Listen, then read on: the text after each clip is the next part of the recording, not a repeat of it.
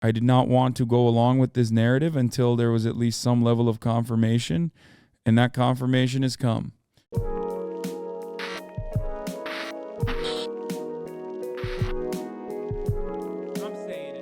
All right. Gaza is under siege as Israel forces mass on the border. Its mass mobilization of troops, hundreds of thousands, on the southern border with Gaza. The widespread expectation that a ground offensive across the frontier may be coming.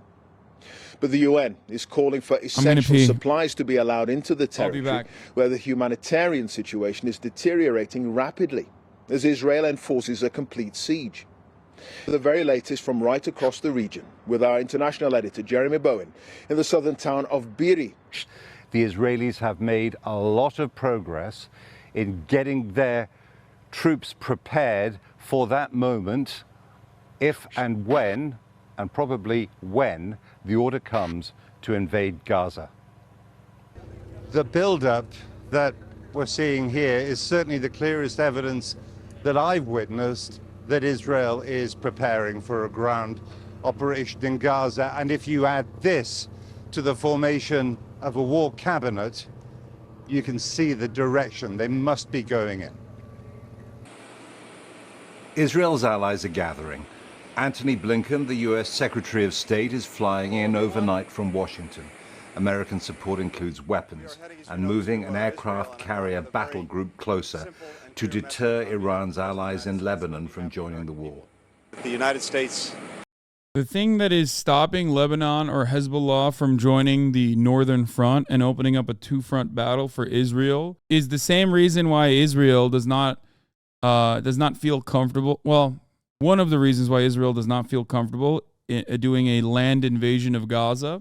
Obviously, the first and foremost primary reason as to why Israel does not want to invade Gaza by land is because it is incredibly costly from a human point of view. It's much easier to just bomb from afar. What I mean by that is you can bomb from afar, and none of the people that are lobbing missiles or dropping bombs from airplanes get a scratch on them. But if you actually go in to the Gaza Strip, all of a sudden you have a complicated network of tunnels and people that understand the terrain much better than you that are going to literally kill a bunch of Israeli soldiers. So that's why they want to avoid casualties on the IDF side. And part of that is, of course, causing the many casualties on the Palestinian side. So that's number one. Number two, and perhaps more importantly, Israel, despite having a massive military, does not have enough money to keep up 300,000 reservists and keep them paid, keep them fed, keep them ready to fight in fighting position. It's simply not something that Israel is capable of doing, no matter how much money they get from their allies. Yes, I am sure of it. Yes, 100%. It's not just my assessment. It is the assessment of Moody's, as far as I understand it. I saw the fucking article where it was like Moody's warned Israel that their credit score might be. Moody's sends Israel rating warning. Debt insurance costs spike. Moody's sent a warning to Israel on Wednesday, just before days before a scheduled rating review, that a prolonged war with Hamas could drag down the country's credit score. Surprise attacks by Hamas at the end of the weekend have sparked worst escalation of violence in 50 years and raised questions about not just the humanitarian costs, but the economic toll as well. Moody's, which is scheduled to review Israel's A1 stable rating on Friday, said the chance of a downgrade would depend on how the war develops. In the past, Israel's sovereign credit profile has shown resilience to terrorist attacks and military action, a group of the firm's top analysts said in a note. However, a prolonged conflict that durably and significantly impairs economic activity and policy making would test that resilience. Comments came as traders pushed the cost of insuring Israel's debt against a default to the highest level in nearly a decade. Credit default swaps, as the insurance policies are known, broke through 100 basis point level, meaning they've surged more than 65% since the weekend's attacks. Israel has never been downgraded by any of the three main agencies, S&P Global, Moody's, and Fitch, but analysts highlight that this week's surge in CDS shows traders have concerns that it could now be downgraded. So that's another aspect of the problem. And last but not least, I guess that those are the two main points to consider, but there's also the reality that there could be a multiple front war, which again would be devastating. Be devastating for Israel and its military. So those are factors that are always important to consider. But the very same factors for Lebanon or Hezbollah in general also exist. The economic circumstances of Lebanon is significantly worse than Israel. Okay? It is in a state of dire disrepair, and therefore Hezbollah forces opening up a second front against Israel in northern Israel would be completely and unimaginably awful for the Lebanese economy. All right. And last but not least, it seems like nobody wants to bring Iran into the fold. You have the aircraft carriers that are trucking in the direction of Israel. And part of that is to ensure that there are necessary resources and military support for Israel if Iran, Syria, and Hezbollah join in a war against Israel. Now, while tensions are this high, conflict must be avoided at all costs. The goal should be to prevent unnecessary bloodshed. That is my goal always. I know I said avoid at the top of the hour. That wasn't by design, but yes, I will be serving you a 3-minute ad break now, regardless. So, calmer heads must prevail. Anyway, here's the 3-minute ad break now. It looked like Lebanon, Syria, and Iran were going to get involved. The U.S. wouldn't do a direct intervention. If it looked like Lebanon, Syria, and Iran were going to get involved, the U.S. wouldn't do a direct intervention. Really? Yes. We'll be talking about the white phosphorus in a second. Jasmina666 and Opris and Froxt. Thank you for the 5 youth subs. I really, really, really hope that Anthony Blinken, and I don't know if this is even possible, but I really hope that they can get the Israeli ground operations to not do what they're trying to do. We'll see. Anthony Blinken wrote and deleted twice tweets that urged Israel to de-escalate, which is so odd. So I don't know. BBC team reporting from Gaza finds dozens of neighbors and friends among the injured. And Al-Bursh, a reporter for BBC Arabic and a resident of Gaza. Here in Al-Shifa hospital, bodies lay everywhere. The injured scream for help. You can never forget these sounds. Among the dead and wounded, my cameraman Mahmoud has seen his friend Malik. Malik has managed to survive, but his family have not.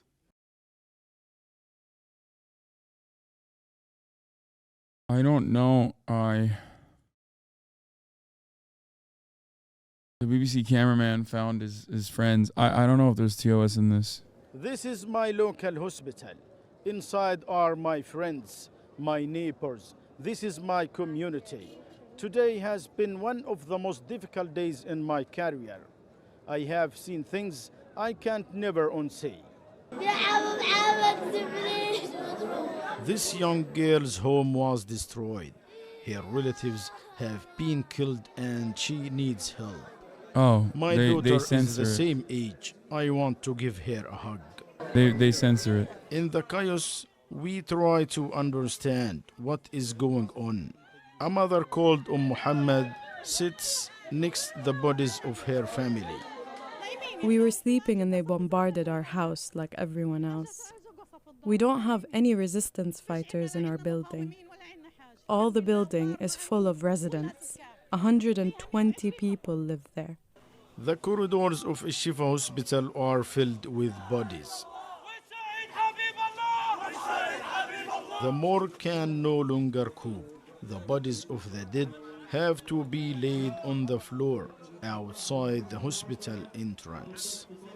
You never want to become the story, yet in my city, I feel helpless as the dead were given no dignity and the injured are left in pain. Adnan Al-Bursh, BBC News, Gaza. Dude, I think I've never seen this reporter before, and I think it's partially because like they're just cycling through so many of them because a bunch of them are dying and a bunch of them can't get into Gaza. Like, what the fuck? But here's Anthony Blinken. Has Israel's back. We have the back of the Israeli people. We have their back today. We'll have it tomorrow. We will have it every day. James Cleverly, Britain's foreign secretary, was already here in Israel at a frontline town near Gaza. I'm not going to speculate on what support we might want to give. I'm here to find out. I'm here to find out what practical support we can give to Israel. The foreign secretary was hustled into a shelter when the sirens went. Israel has the four-square support of its allies after the massacres perpetrated by Hamas.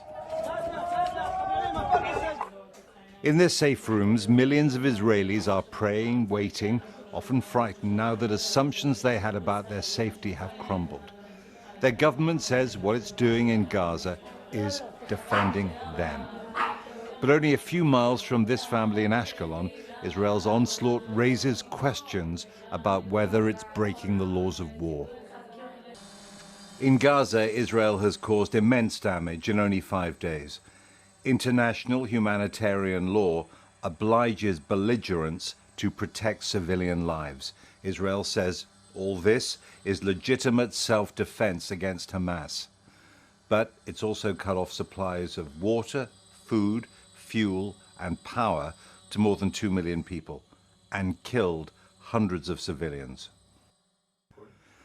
Outside the main hospital in Gaza City, Ala Al-Kafane sits with the bodies of his entire close family. They'd moved twice to escape the airstrikes until one hit their borrowed apartment at 4 this morning. I've lost my father, my brother, my uncle, 2 cousins, 2 other family members, and my pregnant wife. I'm the only survivor. He said, "We've done nothing." Israel insists Hamas is to blame for the suffering of Palestinians. But accusations that Israel is answering the war crimes of Hamas with ones of its own have started. Yeah, just simply accusations. Bro, how are you going to say it's accusations when you're showing it? Like, what do you mean? Dude, this kind of coverage is so crazy. I don't know what to say. Back in Israel, videos are still emerging from the Hamas attack last Saturday. Security cameras showed 2 women trying to escape a Hamas gunman. Somehow he misses them. Armed Israelis arrive, and the man who wanted to murder them either retreats or is killed. Wait, what? And at a hospital near Tel Aviv, signs of the tension in Israel. A visiting government minister gets a furious reception. A nurse yells they've been helped by every kind of civilian, but the government has given them nothing. The military buildup might steady Israeli nerves, and the defense minister said tonight, "We will wipe Hamas off the face of the earth." Jeremy Bowen, BBC News, in southern Israel. Oh, Jesus Christ. That's not what happened. They let the woman run back to her car after IDF forces started firing on the border. I don't know why they're lying. What? I don't know. I don't know what that is. Well, Palestinian media say the only power plant still operating in the Gaza Strip has now stopped working after running out of fuel. And as we've been hearing, there are more than 200 targets that have been hit by the Israelis in airstrikes overnight. And these images show the level of destruction. This is the Rimal area before the strikes, and this, a satellite image of the same neighborhood, which came through yesterday and has been located. Fucking Christ. Yo, for those of you who are asking, like, how's there only a couple thousand, or how's there only 1,000 dead? The reason why there's only 1,000 dead, which is ridiculous to say, I can't believe it, but it's 1,000 now, and it's probably going to be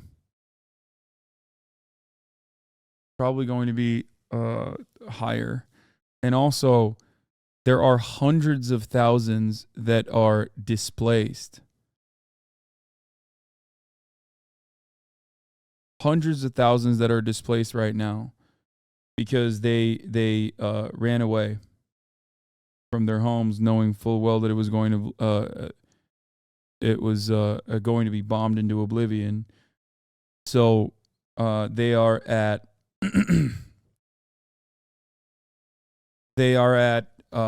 different shelters, not bomb shelters specifically, but incorrect. Oh, the latest numbers are 1,537 Palestinians killed and more than 6,000 wounded. Yeah.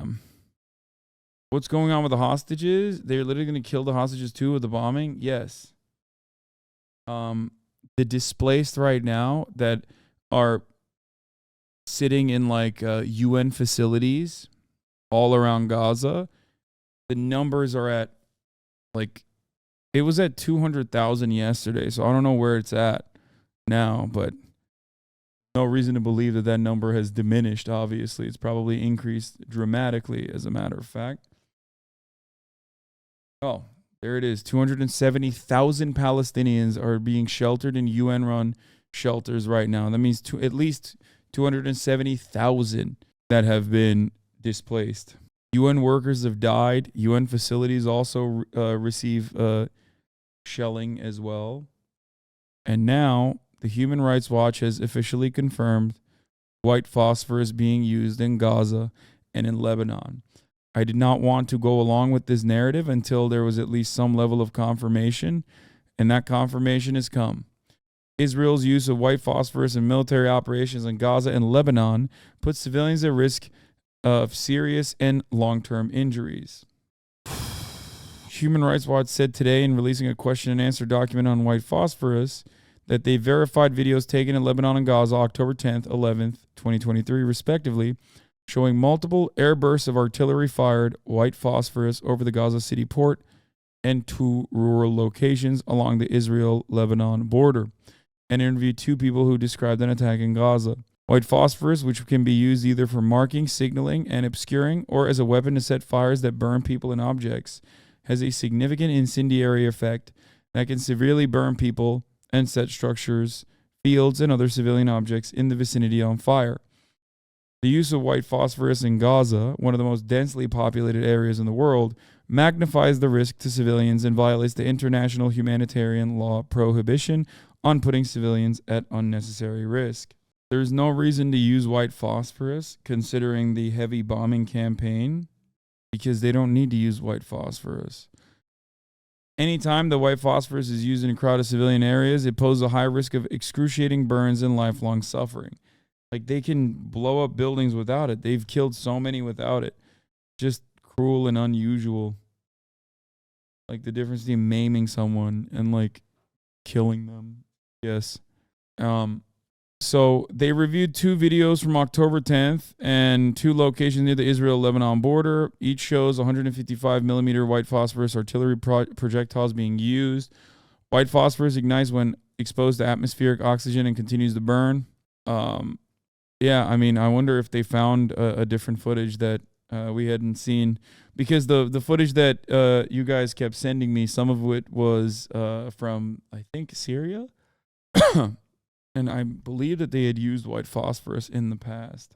In 2013, in response to a petition to Israel's High Court of Justice regarding the use of white phosphorus in Gaza, the Israeli military stated that it would no longer use white phosphorus in populated areas, except in 2 narrow situations that it revealed only to the justices.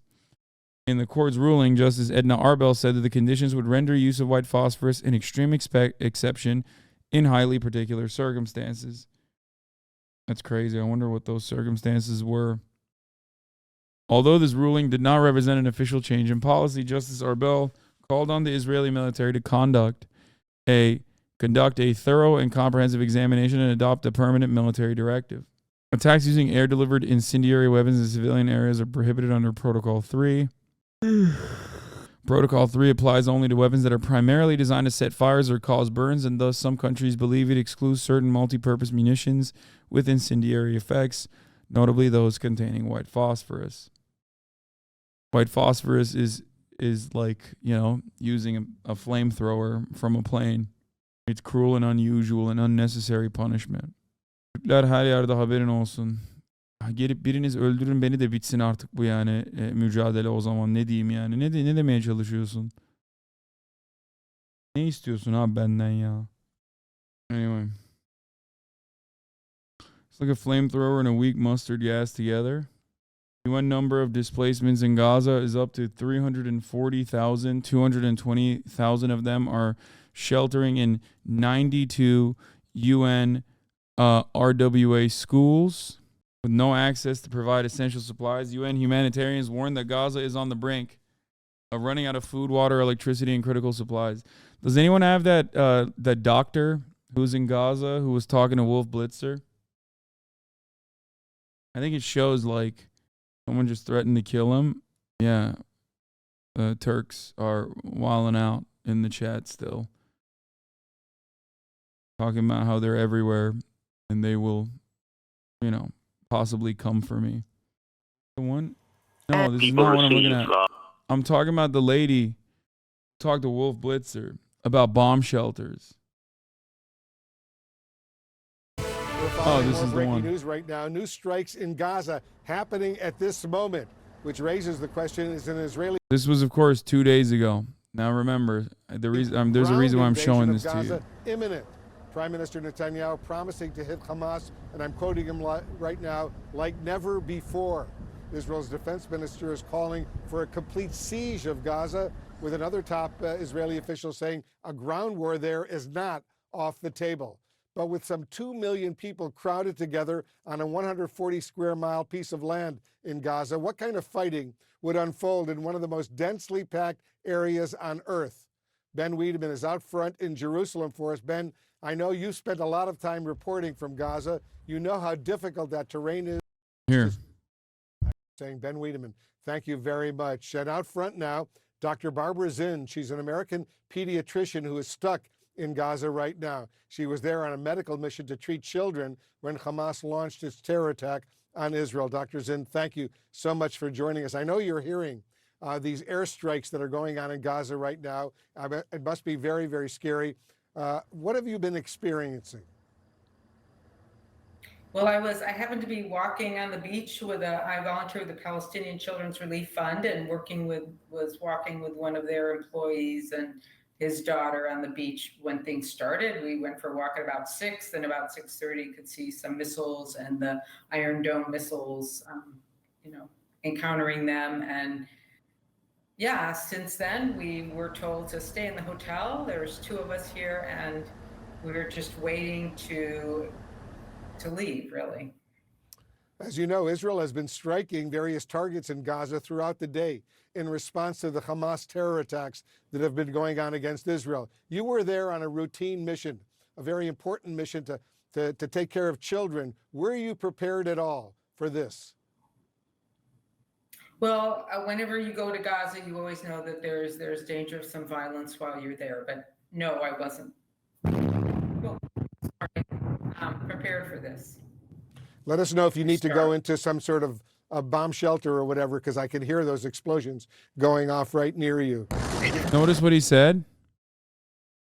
He said, let us know if you need to go to a bomb shelter. I think that should show you how this works. In his mind, he thinks that Gaza has bomb shelters. She's laughing because you'll see why she's laughing. I mean, she's laughing because she thinks it's fucking hilarious that Wolf Blitzer said, hey, do you need to go to a bomb shelter? There are no bomb shelters here. Is there any safe area that you can go to?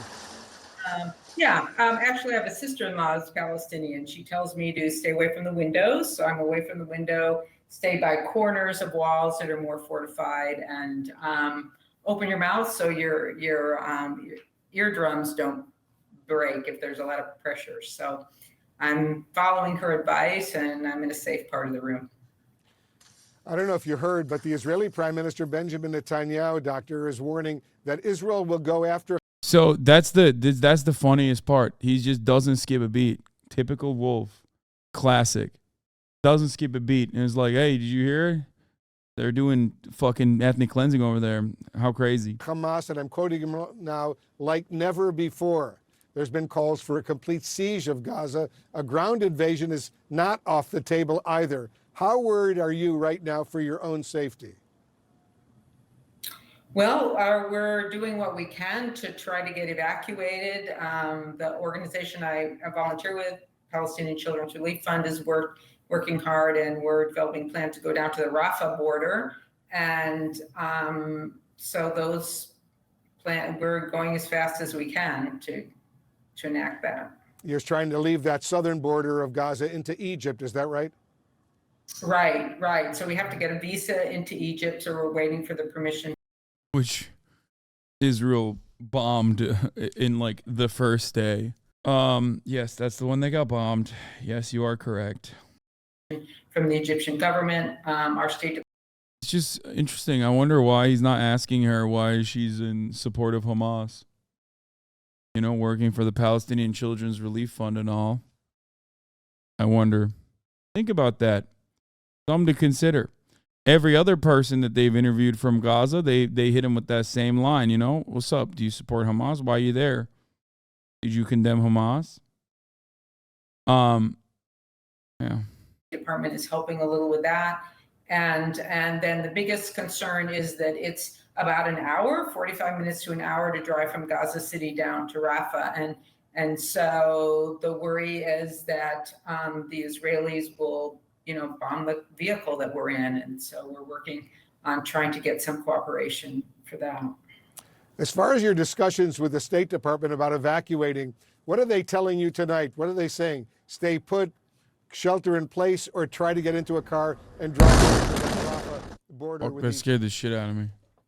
They're not really giving us advice. They're telling us what's open, and then and then they're going to help us get the visa. But they're not giving us advice on how to get to the border or anything at this point. I don't know that they could. I don't know. And just before I let you go, Dr. Zind, I know that you've got a lot going on. Just a few moments ago, we heard that huge explosion over your head. What was it like hearing that? Well, I get startled by them. They're not direct hits to my hotel, and I feel like our hotel is safe. But they're startling, and I'm wary of them, and I just take the precautions that I described before. Well, Dr. Zind, good luck to you. Thank you so much for joining. The bravery of her, my Lord.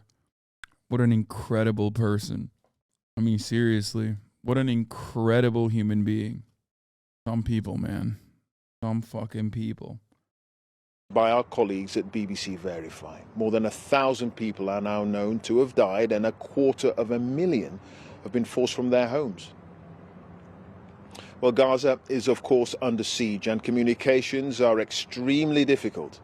But we can talk now to our correspondent, Rushdie Abu Alouf, who's live in Gaza City for us tonight. Rushdie, just tell us what the last few days have been like, living in an area under siege and under constant bombardment from the air. Yeah, I can see I have been witnessing the heaviest airstrike in my 20 years covering of this story. It was by far the heaviest. I've been witnessing what the destruction in this Rimal neighborhood. For a very long time, this neighborhood has been the safe haven for most of the Gaza, and most of the streets in this neighborhood was destroyed. I was among the families who were suffering during the days. But the humanitarian side of the story is moving in a very significant way. When like 2 million people lost the electricity today, we are talking about the essential services such as medical services, water supplies, food supplies are being suspended because of that. The humanitarian corridor for letting food and medicine and fuel into Gaza is a must, is a call from every Palestinian. That's why we understand tonight from a senior Egyptian official that Egypt is working closely with other countries and contacting Hamas and Israel to try to find a draft of 6 hours to allow goods and fuel to come from Egypt into Gaza. And Rushdie, what about the suggestion, the possibility of a ground invasion? We heard from Jeremy Bowen that the more troops are massing on the border with Gaza across in Israel. How are people feeling about the possibility that there could be a ground invasion? This is the most worry for the people. People in Gaza fear this because they have lived through a ground invasion before. Back in 2014, we have seen Israeli tanks in refugee camp. We are talking about a camp in the north, like when 100,000 people live in a very small, tiny piece of land. If people are already exhausted by 3,000 airstrikes and 1,100 people died only from what soldiers and tanks are engaging in street to street and house to house fighting with Hamas in Gaza, with 2 million people living in this tiny piece of land. Okay, we'll end it there. Rushdie Abdulalouf, thank you very much indeed for joining us live from Gaza, where communications are obviously incredibly difficult to establish and to maintain.